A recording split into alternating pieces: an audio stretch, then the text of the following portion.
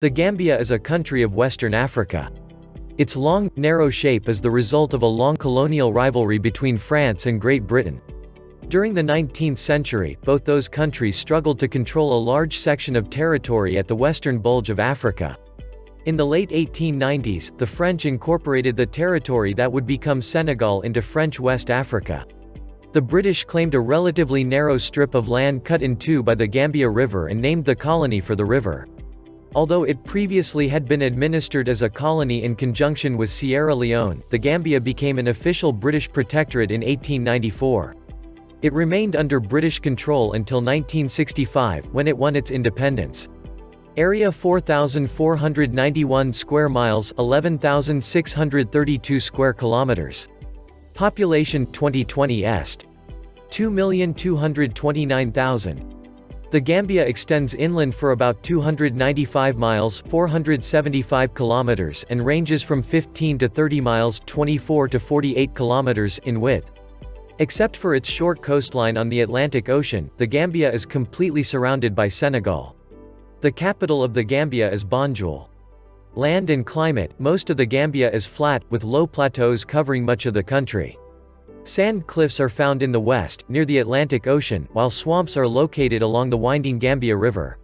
The highest point in the country is in the east and reaches only 174 feet (53 meters). The Gambia has a tropical climate with distinct wet and dry seasons. The rainy season is relatively short and extends from June to October, with annual rainfall usually less than 40 inches (102 centimeters). The longer dry season lasts from November to May. The harmattan, a dry northeastern wind originating in the Sahara, dominates the country from December to April. Plants and animals: mangrove swamps are found along much of the Gambia River. Along the lower river are tropical forests that include many tree species, including bamboo, mahogany, rubber trees, and rosewood. Other prominent tree species found in the Gambia include cedar and oil palm. Beyond the swamps, in some places are salt marshes, where very little vegetation grows. Most of the land away from the river consists of wooded grassland, or savanna. Hippopotamuses, manatees, and crocodiles can be found inhabiting the mangrove swamps along the Gambia River and its tributaries. Warthogs, monkeys, baboons, antelopes, and green turtles also live in the Gambia, though those animal populations not found in natural parks and reserves are threatened by habitat destruction and other effects of human activity. Leopards have been seen occasionally, especially in some of the national parks, and humpback dolphins have been spotted in parts of the Gambia River. The country has a variety of reptiles, including snakes such as pythons, cobras and puff adders, as well as many species of amphibians. The Gambia's birdlife is especially rich, with more than 500 species, including parrots, vultures, eagles, falcons, gulls, pelicans, and owls. Like all tropical countries, the diversity of insects, arachnids, and other invertebrates is very high. The Gambia has 6 national parks and reserves. Kiang West National Park is about 62 miles (100 kilometers) from Banjul. Abuko Nature Reserve, located about 15 miles (25 kilometers) from Banjul, was established as a nature reserve in 1968, the Gambia's first protected area, though parts of it have been protected since 1916. People and culture: the Gambia shares much of its culture and history with Senegal because of the unique configuration of the country. The two countries also share ethnic groups and languages, as well as religious and cultural habits. The largest ethnic group in the Gambia is the Malinke, also called the Mandinka or Mandingo. Other prominent groups include the Fulani, Wolof, Diola, and Soninke. English is the official language, but Malinke, Fula, and Wolof are widely spoken. The vast majority of the people are Muslim, the rest of the population follow Christianity or traditional beliefs. Culture: traditional cultures thrive in the Gambia and center around a society where the majority of the people are farmers. Other prominent professions include blacksmithing, leatherworking, and weaving. Blacksmiths produce forged metal objects such as hoes. These workers are thought to have special powers and thus are connected with medicine and hunting. Weavers and textile dyers are known for their indigo-dyed cloth in particular. Another very important figure in the Gambia is the griot. This individual is found in most villages in the Gambia. Griots are storytellers who remember and recite the exploits of famous historical figures such as Sundiata, a 13th-century Malinke monarch, as well as important contemporary people. The griot serves as the village historian, often accompanying his recitations with music. A griot may recite a portion of history for hours and even days at a time, with the constant recitation and repetition allowing the history to be maintained without bother of written records. The position of griot is one of great honor and is traditionally passed down from generation to generation. Some traditional instruments are still made in the Gambia. Drums are important in Gambian music, as is the kora. The latter is a 21-stringed instrument that resembles a lute. It is played with both hands, in a manner similar to that of a harp. The kora is traditionally played by the griots, who often accompany their recitations with music. Another instrument played by the griots is the balafon. This instrument resembles a xylophone made of wood and gourds. Education and social welfare. Overall, more than half the adults in the Gambia can read and write, though this differs by gender. The literacy rate of the country's men is higher than that of its women. Primary education is free in the Gambia, though it is not compulsory. School attendance depends upon where the child lives, with fewer children in rural areas attending classes. The Gambia has secondary schools and institutions of higher learning, including a teacher training college at Brikama. The government established the country's first university, the University of the Gambia, in 1999. The Gambia's health care facilities, including hospitals and health centers, tend to be centered around Banjul. However, there are other hospitals and numerous clinics throughout the country. Major cities. There are few large cities in the Gambia. Because the capital and largest city, Banjul, is located on an island, the urban population has expanded into nearby Serekunda, the second largest city. Banjul is a vibrant, cosmopolitan city. It serves as a transportation center and has a major port. Economy. Agriculture is a mainstay of the Gambia, particularly the cultivation of peanuts called groundnuts in much of Africa. The government has encouraged rice farming because this grain can be grown in the swampy areas near the river. The Gambia produces some fish but has little manufacturing and no important mineral resources. In the late 20th century, tourism became an important part of the country's economy, as did other service industries. Agriculture, fishing, and forestry. The Gambia has good soils that are ideal for agriculture. In addition to peanuts, the country produces peanut oil, palm kernels, and dried fish. Responsibility for crop cultivation is generally divided by gender. Men grow peanuts, sorghum, and millet, while women produce rice and garden crops. Corn, maize, and cassava also are grown for domestic use, as are mangroves, oranges, other fruits, and various vegetables. Despite its economic potential, the Gambia's fishing industry is underdeveloped owing to a lack of capital investment and equipment. Wood gathered from the country's forests is used mostly for firewood. Manufacturing and trade. Industry in the Gambia is largely confined to plants that process peanuts, though local crafts are produced in villages throughout the country. Smaller industries include the manufacture of food products, beverages, textiles, footwear, and wood products. The construction industry has expanded along with the growth of the tourism sector. The Gambia engages in a relatively large volume of trade. The most significant exports include peanuts and peanut products, cotton, rice, and cattle. Manufactured items used in the Gambia must be imported. Tourism. In order to diversify its economy, the Gambia has developed a tourist industry, and the country has become a popular destination, especially between October and April. An important tourist attraction is Jufura, also spelled Jufior, a village near Banjul that commemorates the ties between Africans and African Americans. It was made famous by Alex Haley in his book Roots as the home of his African ancestors. The village is the site of an annual International Roots Festival, which celebrates the heritage of the African diaspora. Resorts dot the Atlantic coastline, while national parks and game reserves attract many visitors interested in bird watching and other pursuits.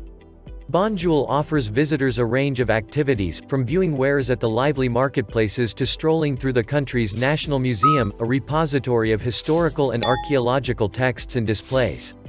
Transportation and communications. The Gambia River has historically been a major part of the transportation system in the Gambia. A modern road now extends along both sides of the river, reaching to the eastern border with Senegal. There are secondary roads throughout the country as well. Ferries cross the river at Banjul and at various points where there are no bridges, and small watercraft are common means of transport. The Gambia does not have rail or domestic air services, however, an international airport is located at Undum. Banjul serves as the country's main port for shipping. Government-operated and independent news publications are available in the country. Radio Gambia, run by the government, broadcasts in English, French, Swedish, and various Gambian languages. Private radio stations also exist in the Gambia. Television broadcasts a limited number of hours each day. Some programming comes into the country from Senegal and satellite networks. Mobile cellular phones and internet connections are slowly entering the country. Government: the Gambia is a constitutional republic whose president is both chief of state and head of government. The president is elected by popular vote to serve a 5-year term. The Gambia does not have term limits on its officers, thus the president may be re-elected without restriction. The president is assisted by a vice president and a cabinet. The Constitution of the Gambia was first adopted in 1970, since then, it has undergone revisions, with the last version adopted in 1997.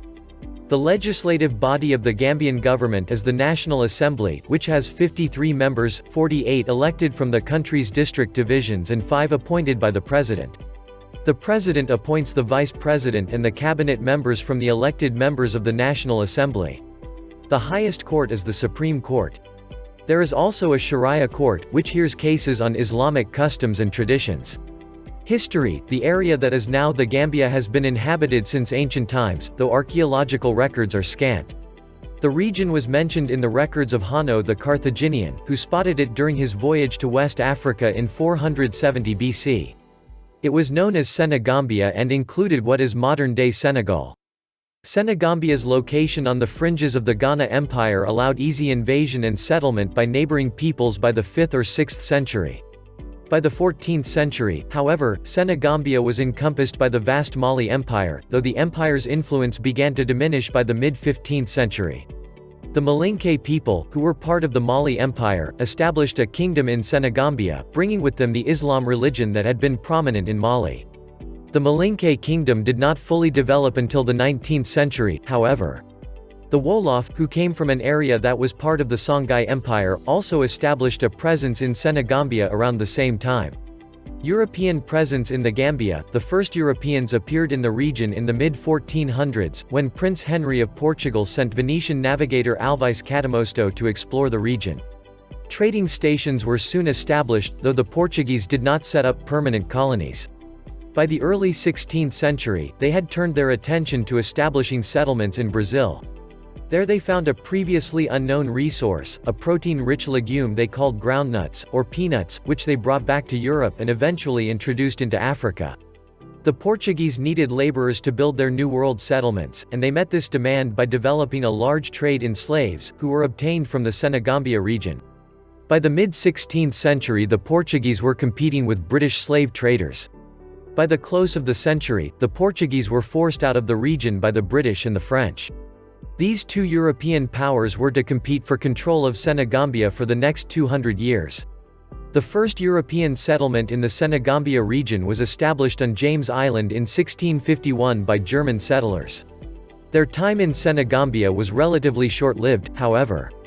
By the early 1660s they were forced out by the British, who continued to struggle with the French, as well as local African kings. The slave trade: in 1807 the British attempted to outlaw slave trading along the western coast of Africa. In an effort to block other European countries from continuing to purchase slaves in the region, Britain established forts along the coast. One fort was built at Bathurst, now Banjul, in order to block slave trade on the Gambia River.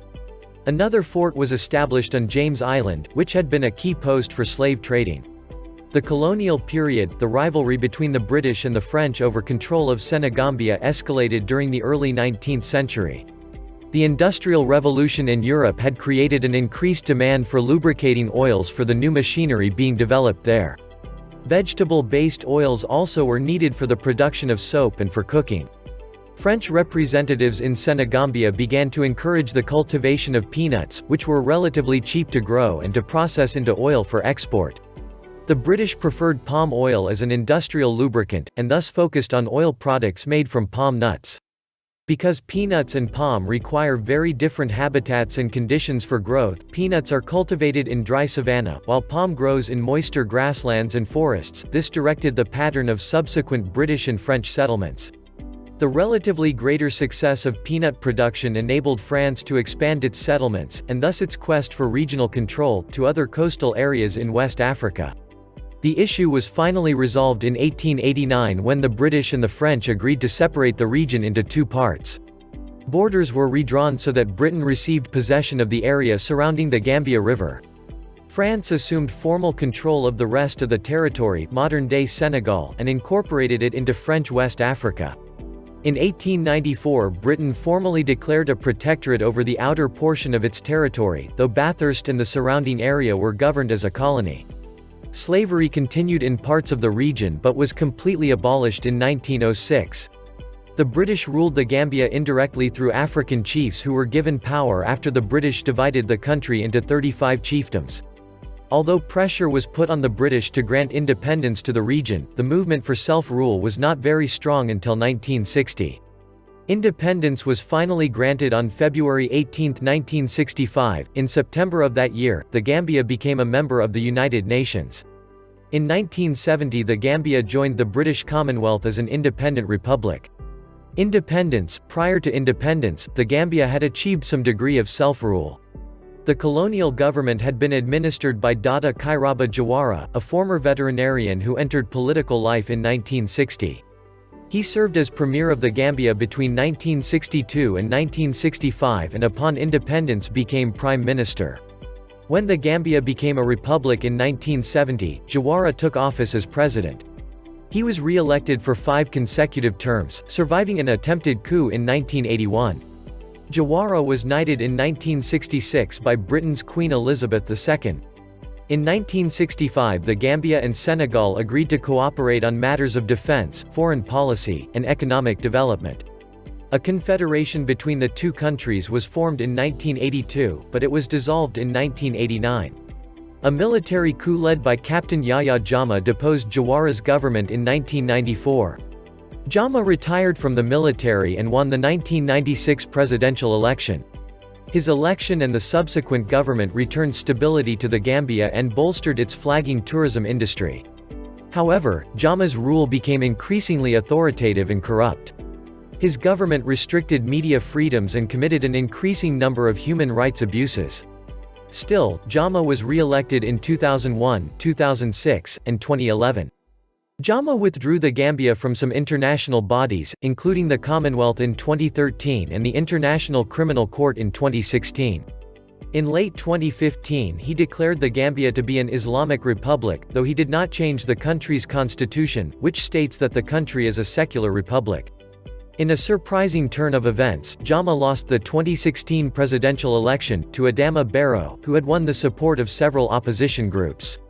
Jammeh ultimately rejected the results and called for a new election, though the international community recognized Barrow as the winner of the election. On the inauguration day, January 19, 2017, Jammeh refused to step down. Barrow was sworn in as president of the Gambia in a ceremony in neighboring Senegal. A West African regional organization sent troops into the Gambia to aid in the crisis. Ultimately, mediators were able to persuade Jammeh to step down and leave the country, which he did on January 21.